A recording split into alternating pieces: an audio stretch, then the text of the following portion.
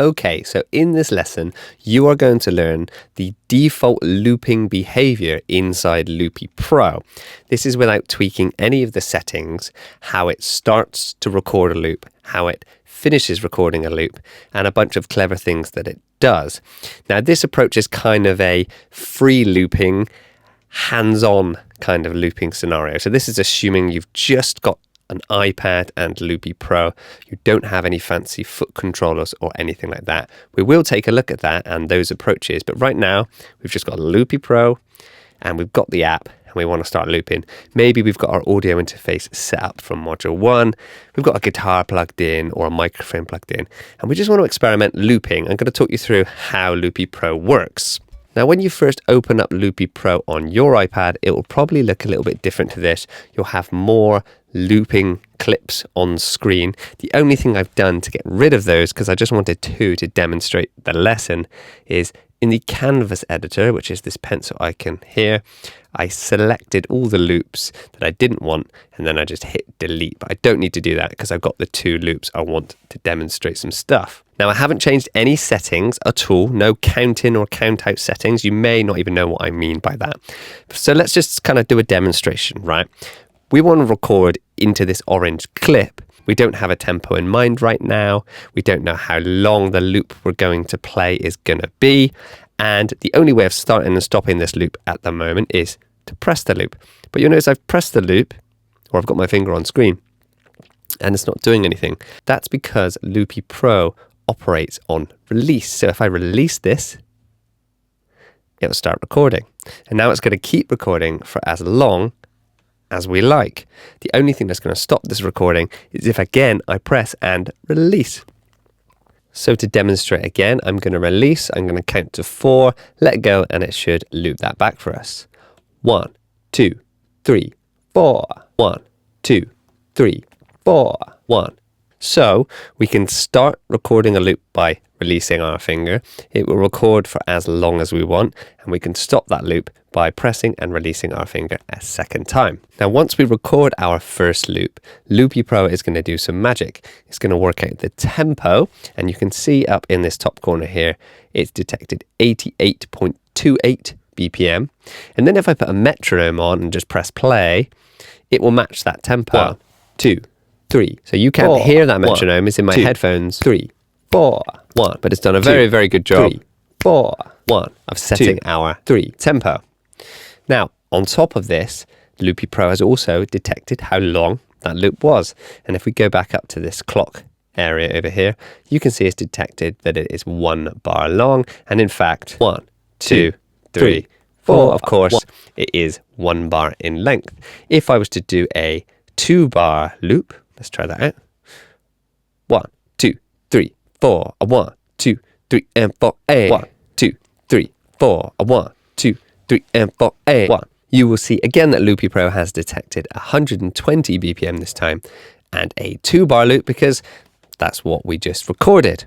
Now, this works great for beatboxers, singers, anyone that can use their hands to start and stop a loop, right?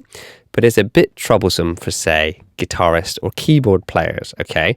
Now, quick reminder, this is only one approach to looping. I want to go through the different approaches so you get a really good understanding of the different ways you can do it. I encourage you to follow along, even if you're thinking at the moment, well, this isn't going to work for me. Understand the limitations of Loopy Pro, and then learn how to fix that, and you're going to end up designing a really, really powerful looping setup for you. But let's just stay with the default settings for a minute and make it work. So let's say you're a beatboxer. I most definitely am not. So let's do some terrible beatboxing for a bar. Some boots and cats, y'all. Okay, so we've got our little loop going here. And you know, it will loop for ages. You'll see this little special icon here. Now, this is unique to this way, this free looping method where the first loop sets all of our settings. We can click on that, and if it did a bad job of detecting our loop, we could change the start and end point. But I don't think that's that useful if you're looking at using this as a live looper. You want to get it right first time. You need to practice starting and stopping your loops. You're not going to be live being able to go, hang on everybody, and jump in here and adjust it. If you're using this in kind of a songwriting sketchpad manner, then it's great. But I don't see that being too useful for live looping, so to speak. Now we've got this beatbox loop, and over to the right hand side, I've got another loop here to demonstrate what happens from here on out. So our entire session currently is going to follow the settings of our first loop. So if our first loop is 2 bars long, then whatever I record into this loop will also be 2 bars long. Not only that, it will sort of count me in to start recording at the beginning of our first loop, and it will also count me out at the end of our first loop. One more time. I know we can change all of these settings, and some of you that may understand Loopy Pro a bit better at this point know you can do that. But let's just leave it as it is so that we understand and give it a go. So let's press play. Now if I press the second loop, it will wait and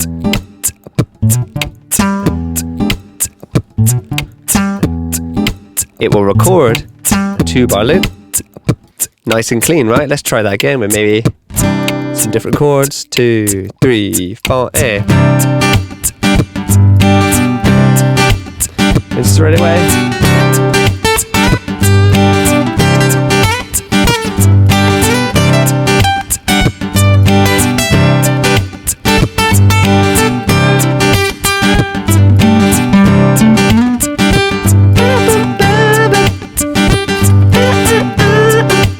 And quite quickly, the power of Loopy Pro starts to show itself. It's an amazing, fun environment to loop and make music, right? That's the whole point. And hopefully the reason you're here, you want to learn how to get creative. So that's the basic count in, count out settings that you're faced with on a default template. So it's kind of like a hands-on looping system. There's a few hacks you can do because of course you need to set that first loop somehow. If you're a guitar player, not a beatboxer or something like that, you could kind of do some kind of, let's just sort of do a bar of kind of fake kick drum.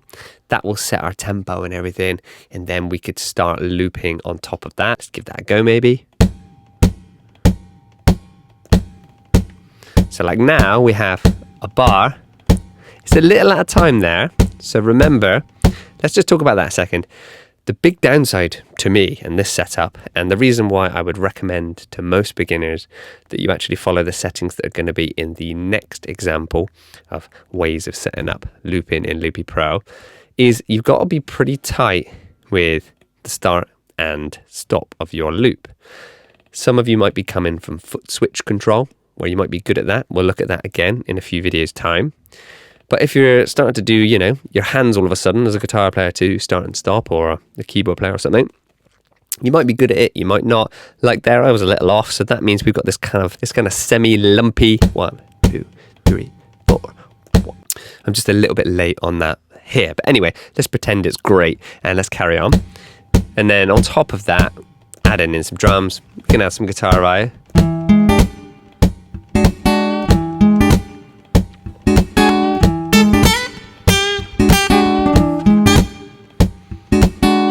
And if you want to overdub on either of these two clips here, one quick gesture, we'll look at gestures in future, but right now you can use 2 fingers, tap either one of these loops, and then it will layer up on top of that. So let's try and add something on top.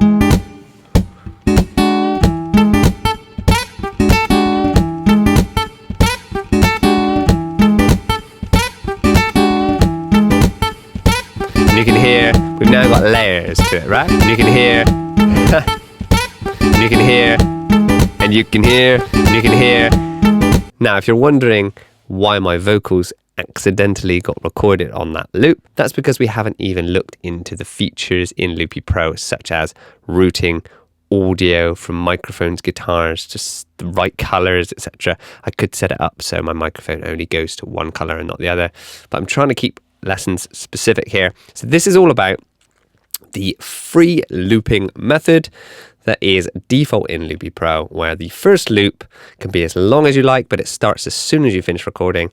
it then sets and dictates everything inside that template from there on out. So what I encourage you to do is just have a go with a brand new template, open up a new template inside of Loopy Pro, try and record a first loop, whether that's some beatboxing, singing, punching your guitar as a kick drum, whatever you want, and then try and layer another loop on top of that, just so you get the idea of what happens when you let the first loop dictate your project. In the next video, we're going to be taking a look at my preferred method because it just gives us a break. It makes us in time from the get-go.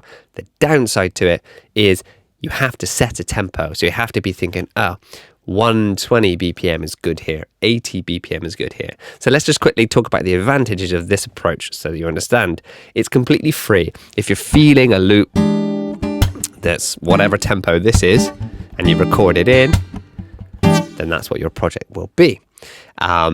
It gets you going quickly, and it takes care of a lot of the behind the scenes thinking. You don't have to think about loop length, and you don't have to think about tempo. So in that way, it's really, really cool. The downside to it, in my opinion, is one, you have to actually get your first loop right. Everything is riding on that first loop. You get that first loop wrong, then everything subsequently is a little bit off alongside it. So, it's not that hard to get it in time. And once more, I know we can change settings to help us do that. A few lessons coming up, I'm going to look at some hybrid approaches to this. But as a first look, try this out, see how you get on. Maybe even work out what frustrates you or work out what you really like about it and write it down, and then move on to the next lesson. Let us know in the comments how you got on using the default looping settings. And if you had any frustrations, even let us know so that we all understand if we're on the same page here. And I'll see you in the next video.